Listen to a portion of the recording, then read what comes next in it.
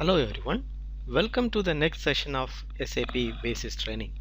In this lesson, we will discuss briefly about introduction to uh, cryptography, as well as we will also see SSL, that is secured communication, HTTP communication, what is the concept behind that and how we can configure this one.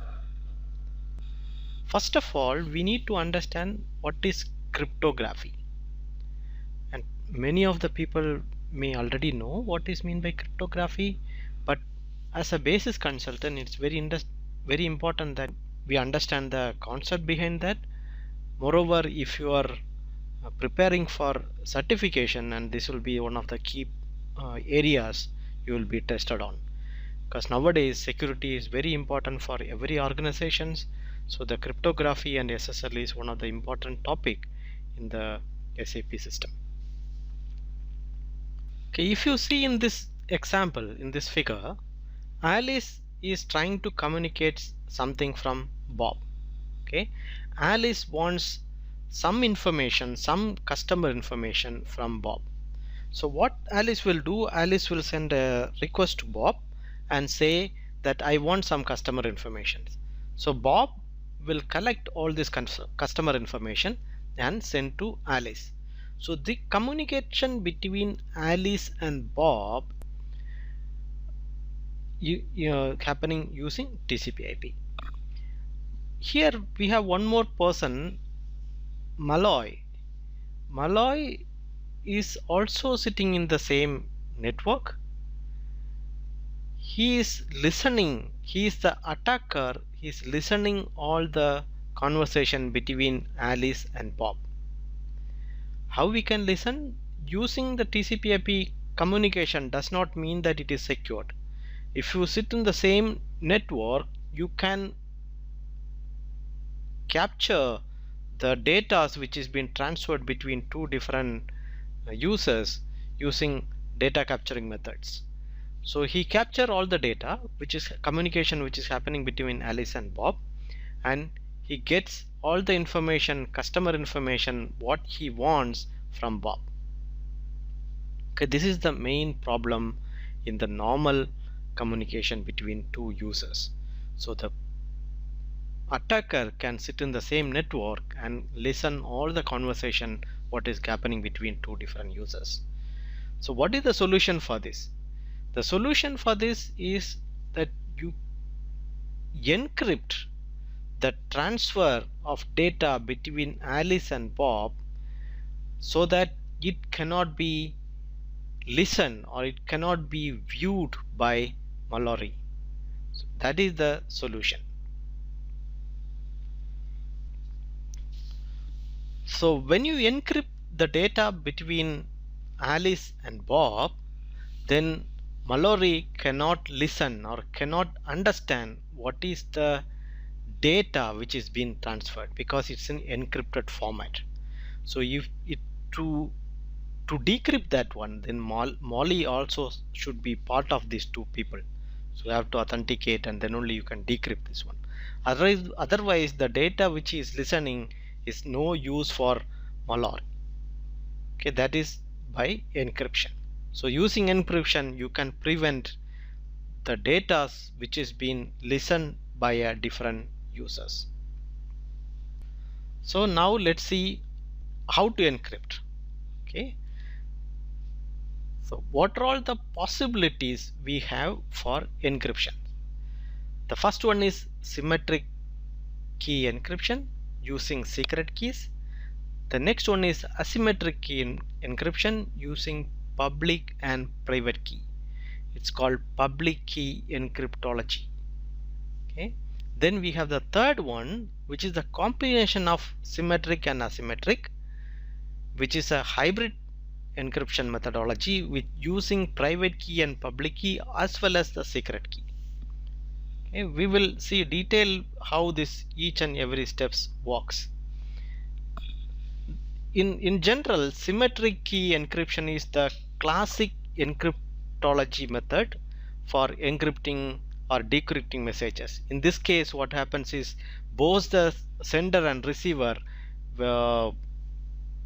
will share a secret key, the sender can use this key to encrypt the message, and the receiver can use this key to decrypt the message.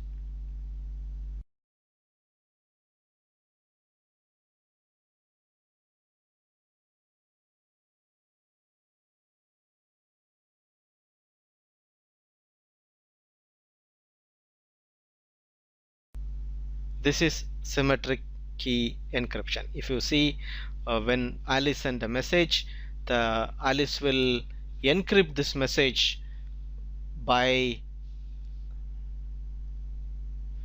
the secret key. Then so in between, the message is transferred in the network, in the TCP/IP network, then it is encrypted, which cannot be understood by another.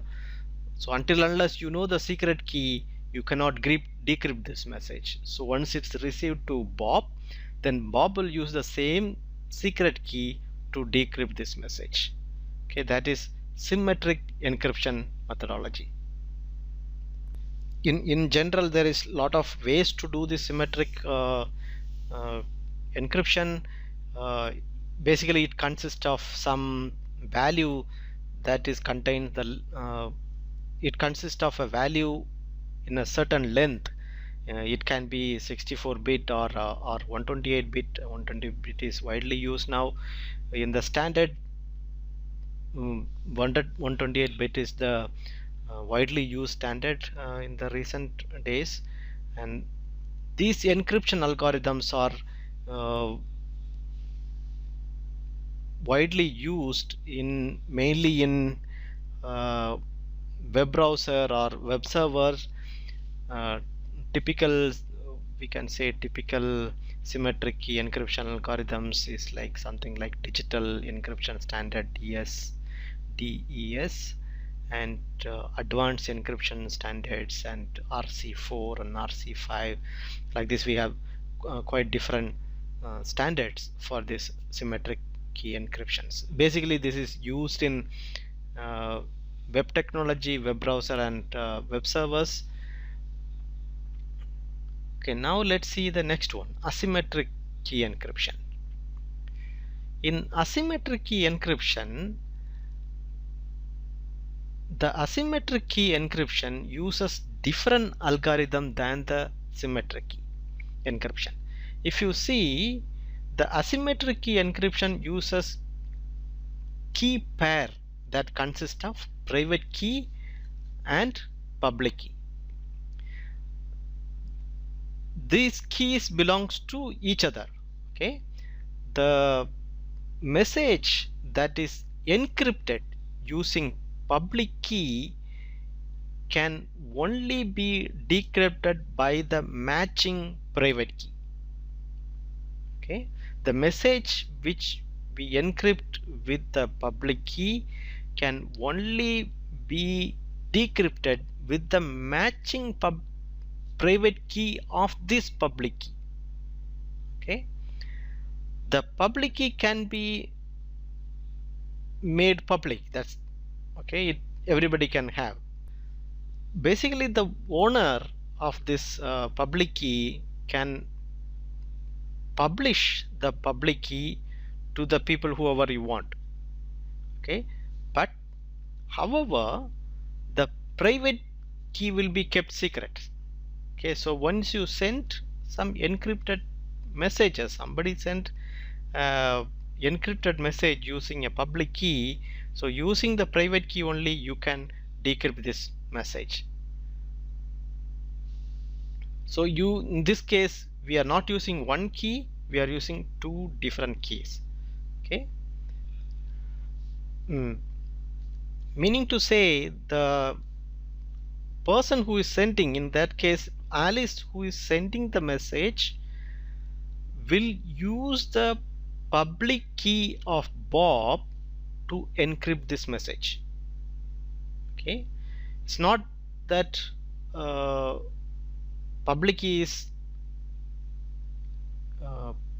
one key which is shared between all. So if you want to send a message to Bob, then you have to encrypt with the public key of Bob, then it's sent to the person, the receiver Bob, using the private key of Bob, which is known only to Bob, he will use that private key to decrypt this particular message.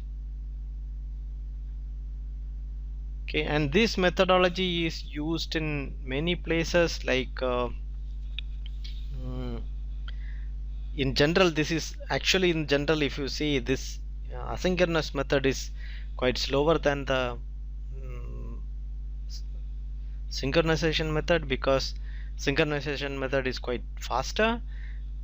Moreover, you need to have two different keys. However, the problem with the synchronization method is that there's only one secret key. If the one secret key is available to somebody, then anybody can encrypt and decrypt data. So, okay, that's the problem there. Here only Bob can encrypt as well as decrypt the data, or only Bob can receive this data and he can decrypt this data. Nobody else can decrypt this data. The next method what we are going to see, asynchronous key encryption method. Using this method, if you see, this is little bit different algorithm than the synchronous key encryption. So asynchronous key encryption, you have two pairs of keys. One is public key and another one is private key. Okay, so if you see, the person who owns this public key and private key is one person, Bob, this person. Okay,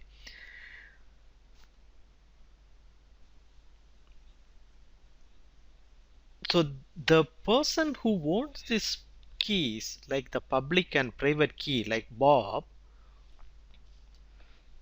so what happens is the Bob publishes the public key to the public. Okay, for example, Alice. So if Alice want to send a message, if Alice want to send a message to Bob, so what Alice will do, Alice will use the public key of Bob and encrypt this message. Alice means Alice or anybody who will use this public key of Bob and encrypt the message and send to Bob. Only Bob, who has this private key, who can decrypt this message. So in this case, the private key has to be kept secret.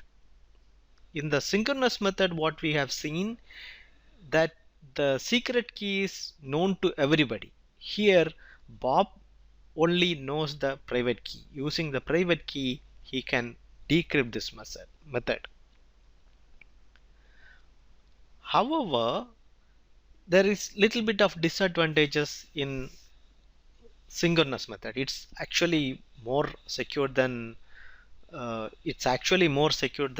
synchronous method. However, we have some disadvantages in asynchronous encryption as well. For example, this method is more slower than synchronous key encryption, because you need to have two keys and you need to encrypt and decrypt with two different keys. And encryption is only possible in one direction with single key pair. Okay, only, for example, Alice can encrypt the message sent to Bob. But if, let's say, Bob want to send an encrypted message to Alice, then it's not possible. It's possible provided Alice have his own public key and private key. In that case, then Bob has to use Alice public key and send to Alice. So Alice will use Alice private key to decrypt that message. So this is the disadvantage in asynchronous encryption. However, we have a better method than this, which is called hybrid encryption. In hybrid encryption, is what happens is the public key and private key is kept with one person. For example, this is our SAP NetWeaver server, for example. So what happens is, in the first stage, the client will send a request, client will contact the NetWeaver application server. Then the NetWeaver application server will respond to the client using the public key. In the client, a secret key will be generated. Okay, this secret key will be sent back to the NetWeaver, and the NetWeaver, using the private key in the server, it will decrypt the secret key. And once the secret key is confirmed, then it will shake hand with the client. That will it will acknowledge that both can communicate. Then the communication is established. So this way is called hybrid method. In hybrid method, we use the secret key as well as public and private key. So from here onwards, all the communication happens between the browser and the server. It's going to be using secret key. Okay. Now we have a different thought. Let's assume Mallory here, who pretend to be Bob, for example. So how Alice knows the public key which is received by somebody belongs to really Bob? That will be a biggest question. So there is no way to identify the person who is sending you the public key is the same person as Bob. So Mallory can also pretend as Bob and send a public key to Alice and say, okay, now you encrypt and send it back to me. Then it can go back, and Mallory can capture that data using the private key. Mallory can encrypt the data. So this will be the next challenge. So how Alice can make sure the public key what is received by Alice is Bob's. To prevent this particular threat, we have something called authentication. Now let's see how does this authentication work. So if you see in general, how do we authenticate this is the same person? By user ID and password. Generally, when you log into a system, for example our SAP system, we have an user ID and password to authenticate. So in case of this data transfer, how do we authenticate with user ID and password? It's not possible here. So for that is the reason we have digital certificates. If you seen in some of the browsers, we use the digital certificate to authenticate this is the same person. Okay, now we need to understand what is digital certificate.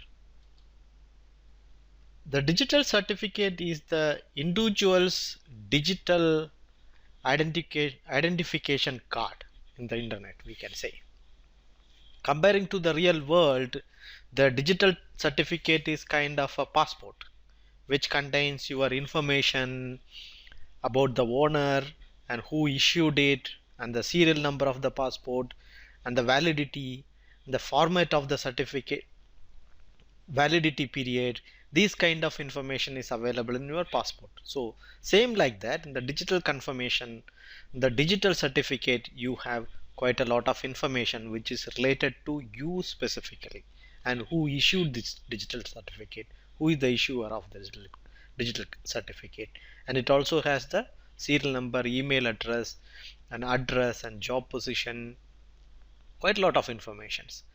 And the format in which this information is stored is X.509 digital certification format.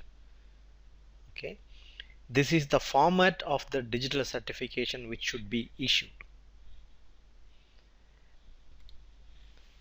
And apart from this general information, you should also remember there is a portion of public key also being saved in this particular digital certificate, meaning to say that we should not share this digital certificate with somebody. We should keep it safe, same like our user ID and password. The digital certificate is generally issued by a certification authority, which we call it CA. The CA ensures the digitally signed certificate is the public key, whereas your private key will be stored in the specific server. Thus, the CA ensures the certificate cannot be faked. Okay, that is the total idea behind that. So, CA gives you the digital certificate, which is kind of a public key, and the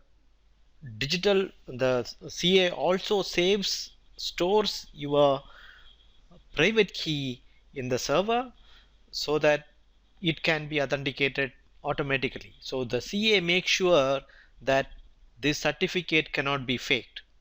So this complete infrastructure, this complete infrastructure is called PKI, public key infrastructure.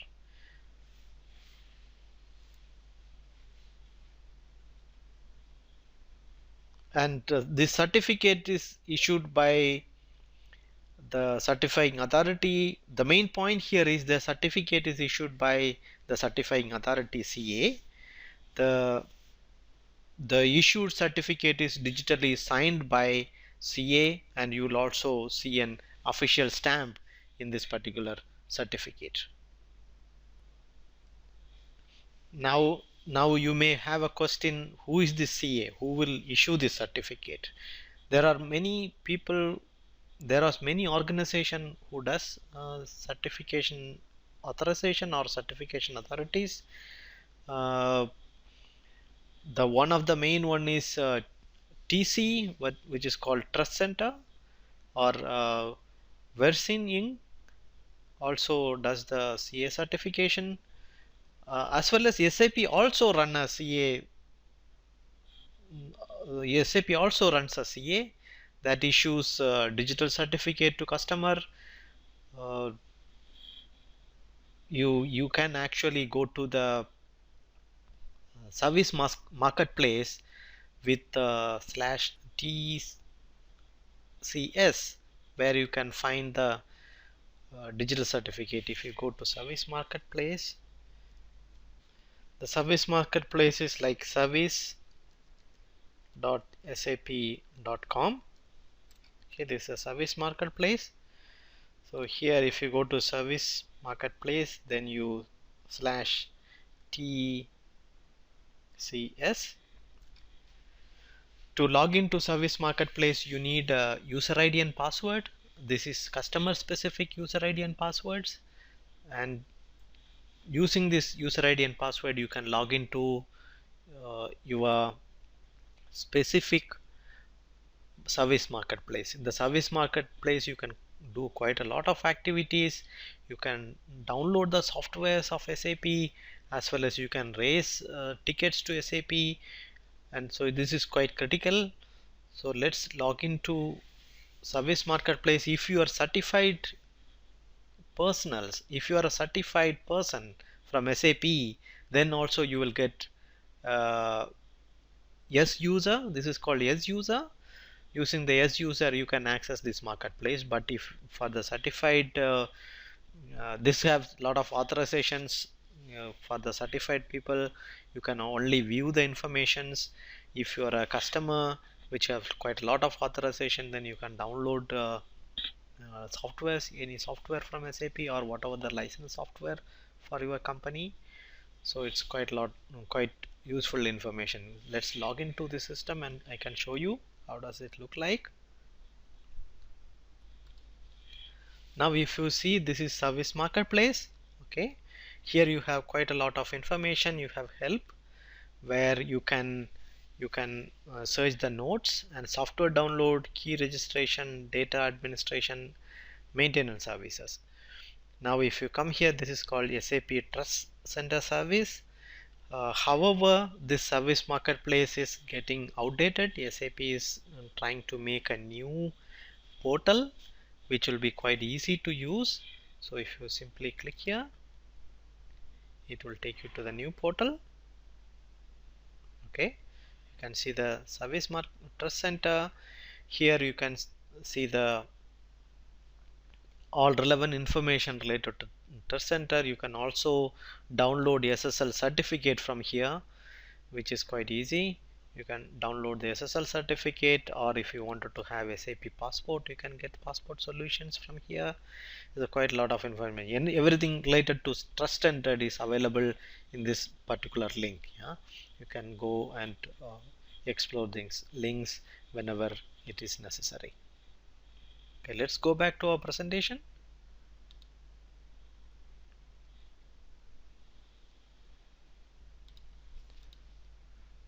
So this is the general way of how the certification is being performed.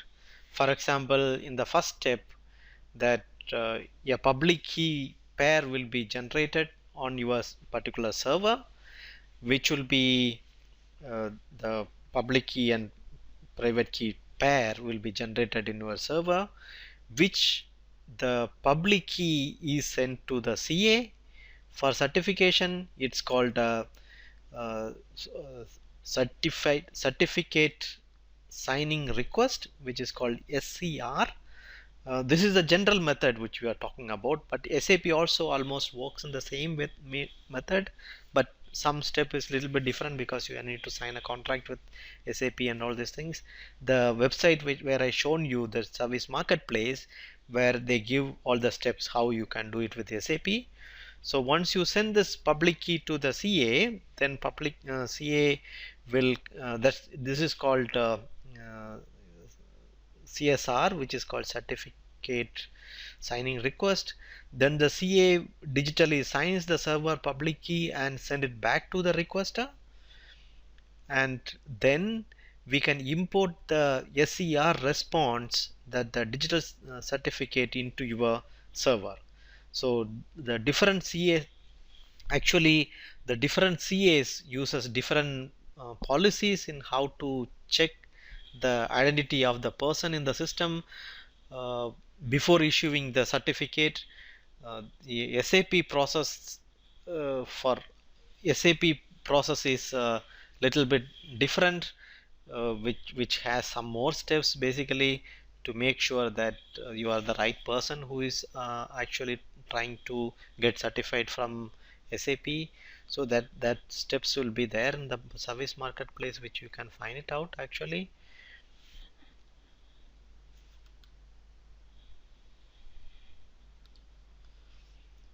Here you can see how does the trust relationship works in this CA environment.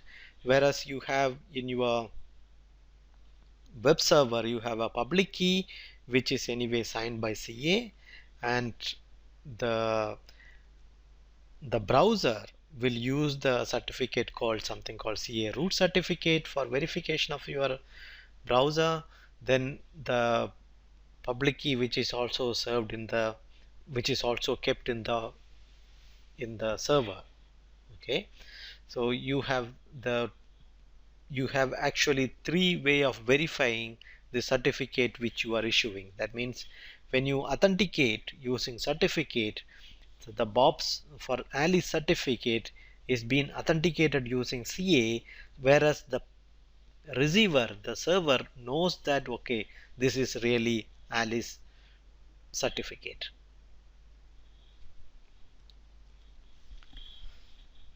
Okay, let's go to the next one.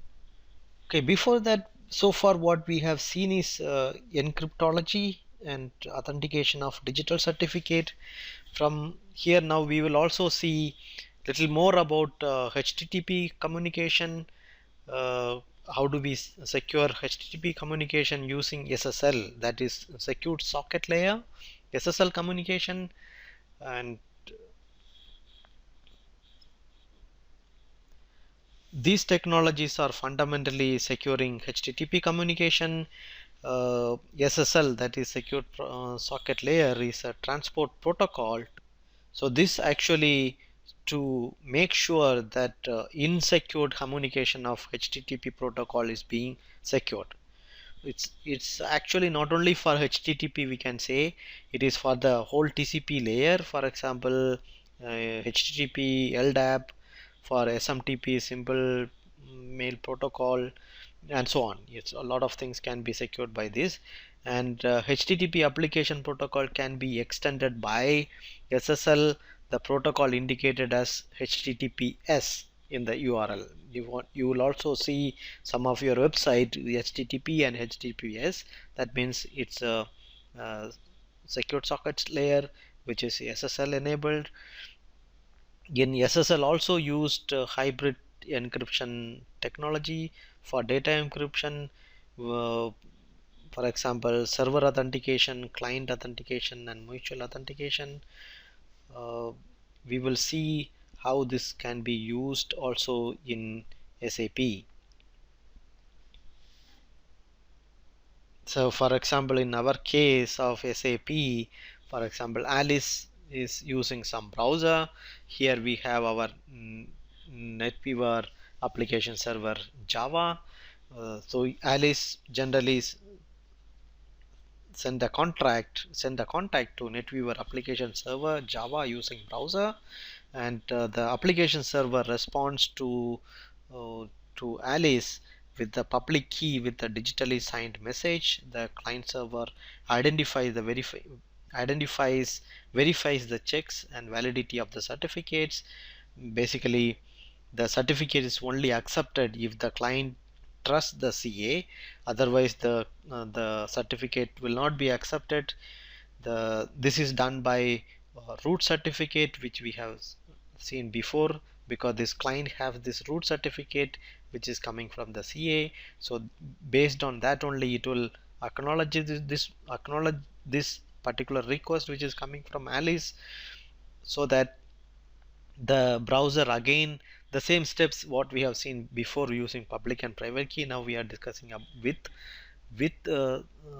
digital signature, whereas we have one more person called CA here. Then the client will create the secure key. Then when to generate the secure key, then you will send the secure key to the server. So once the server receives the secure key, it will use its private key to encrypt and verifies the certificate, and the security key which is issued by is correct. Once it is correct, then it will handshake. Then all the communication between the client and the server will happens in the using the secret key. So here the main difference is that you have one more authority called CA who will certify the certificate which you are receiving, that public key signed as a certificate which you are receiving is from Alice. Okay, that is the main difference here.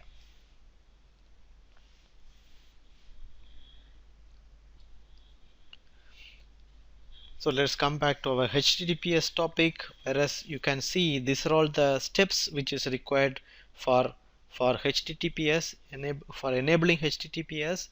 However, if you see the HTTPS software itself is already delivered by SAP to you when you install this software. However, it requires different kind of mathematical algorithms, the meaning to say the cryptographic software which already delivered by NetWeaver applications Java installations. To make sure the strong encryption algorithm is already uh, installed, you need to do the JCE policy files that has to be downloaded from the J2SE vendor, which needs to be which is described in this particular steps, how to download this J2SE vendor uh, policy files, and you can download it in the you can set up in this server.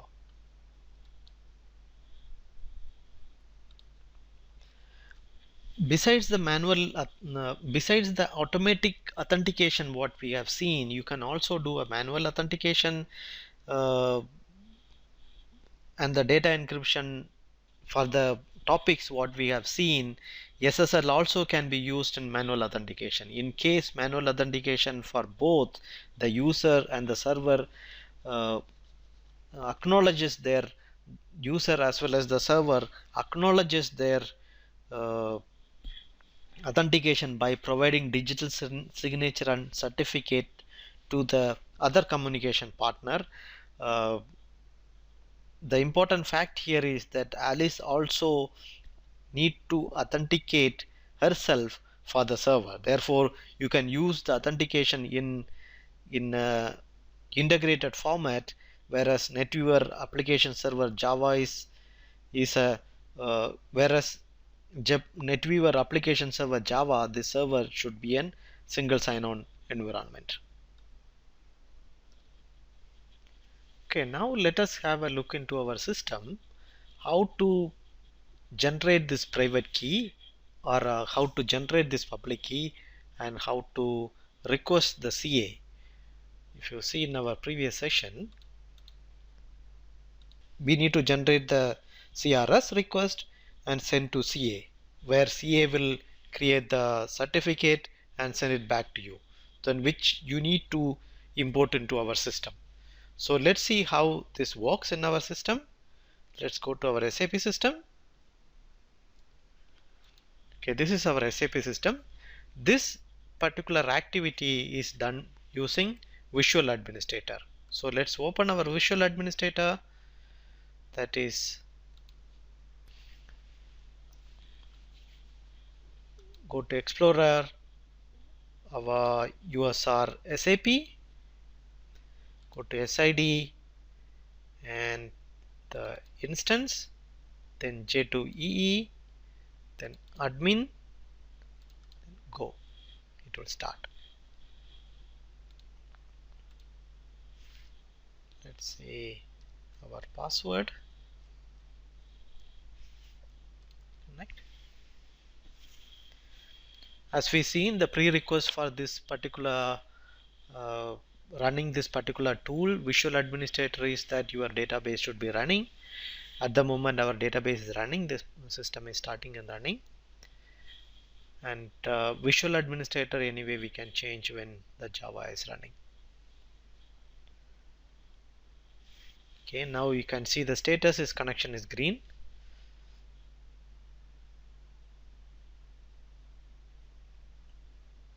So in the Visual Administrator we go to server, then go to services, then you can go to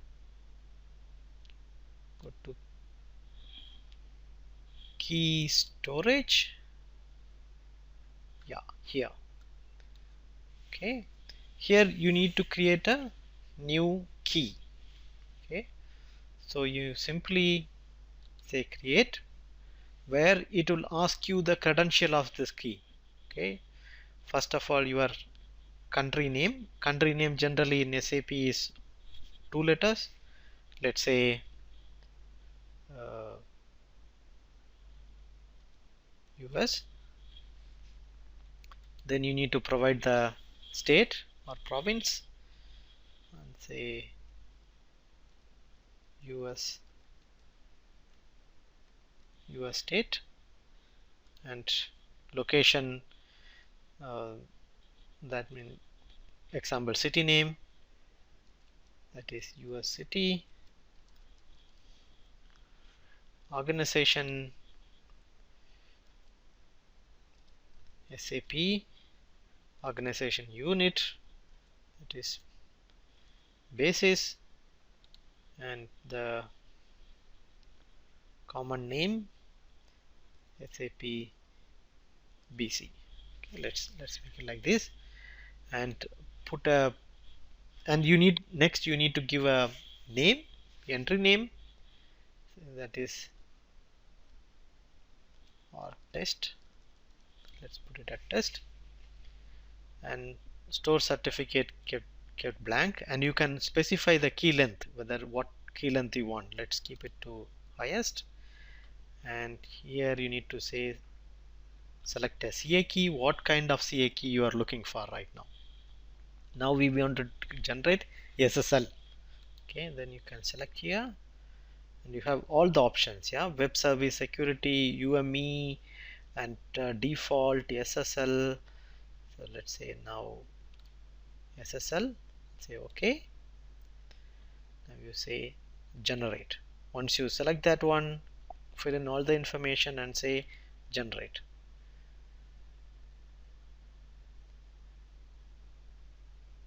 Okay, so now we have created the entry called test.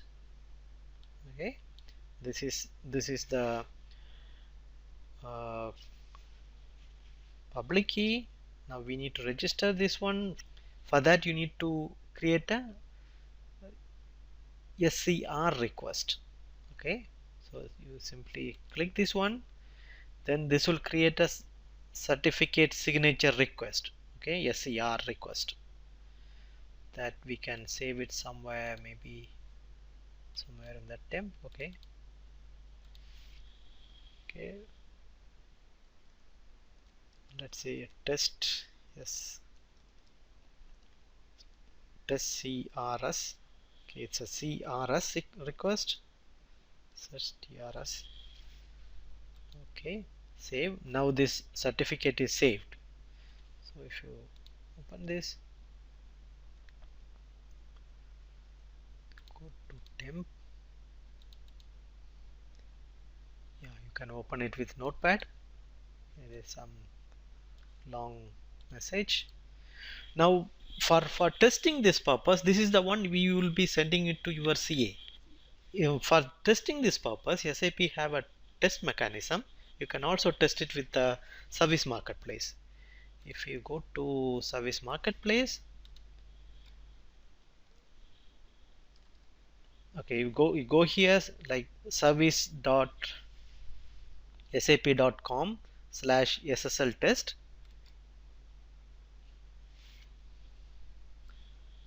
This is just only for SSL testing. Okay, this is not the real SSL. Okay, just go to the test now. Here it says please transfer the certificate request from your web server into the text as below. It should be with beginning and end. So if you open our certificate, you can see beginning new certificate. In the end, you can also see new ending new certificate. So what I will do, I will simply say select all, then you say copy, go to our SAP, paste it here. Okay, and you can also check for what you are requesting, the same like that. Select the specific type of server for the certificate which you are creating, say continue. Now it will generate the certificate key, CA certificate. Okay, so import the certificate into your website. Below is the test certificate for your J2E server. Copy and paste with this beginning and end of certificate. So I will copy this one,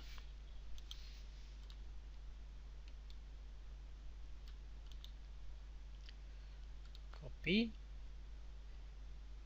In our case, actually we cannot paste somewhere, so what we do, we will create one text file.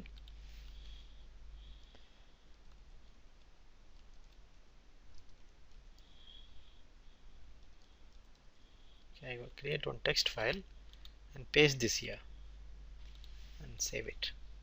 So if we wanted to see whether this test certificate is working, for that what we will do is import SCR response. Let's assume that we send it to SA and they gave a response.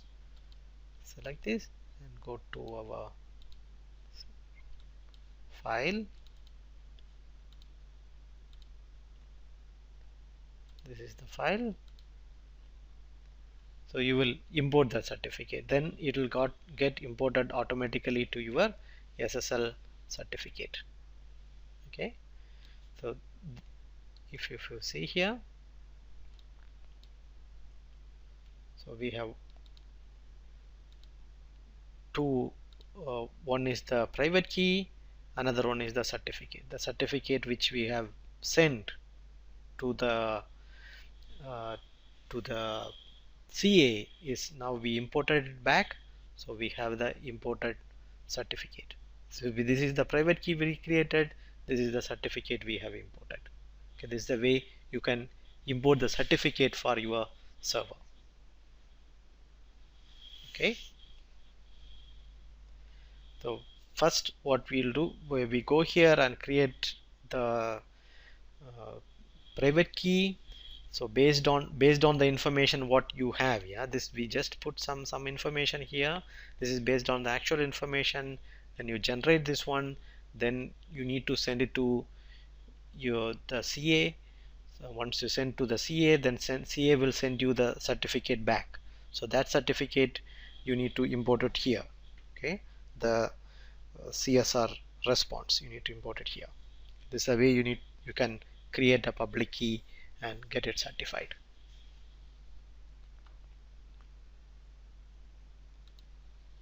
Maybe in the last previous sessions we forgot something, or we covered this how to stop a Java system, but in turn we did not monitor the Java system how it's getting shut down properly. Maybe we can cover it here. This is our MMC console to start and stop SAP system. So let me go to the MMC console. This is our Java server system, Java process which is running. We have the SDM, which is basically for the server deployment, software deployment, and then we have a dispatcher, and we have one server in our J2EE. This we already seen. So what so far we have seen is that how to stop the entire system. If you simply click here and say stop, it will stop the entire system. Let's assume we want to stop only the Java. This we have seen already, but we will see it again, but we did not see how it's getting stopped. You go to SAP GUI.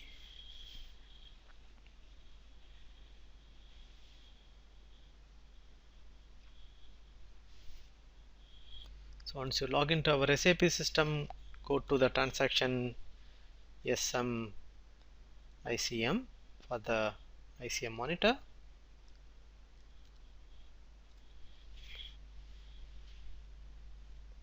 When we seen the Java tools, here we seen how to stop the system. You go to global and hard shutdown without restart.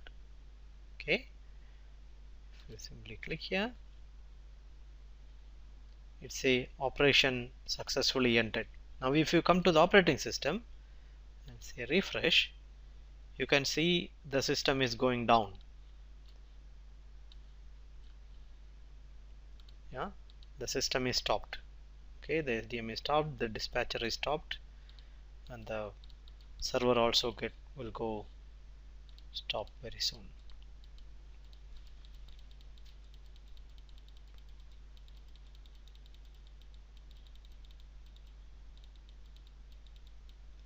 Now if you want to restart the server, or if you want to start the server again, you need to go to admin, cluster, restart, yes. Now if you go back here, right now the entire system is stopped, and after some time this process will keep coming back again. Okay, this is a way you can start and stop only the Java system. Okay, this will take a little time to come back. We'll go back to our presentation. Okay, with this we are coming to the end of this session. Thank you very much for listening. I will see you in the next session.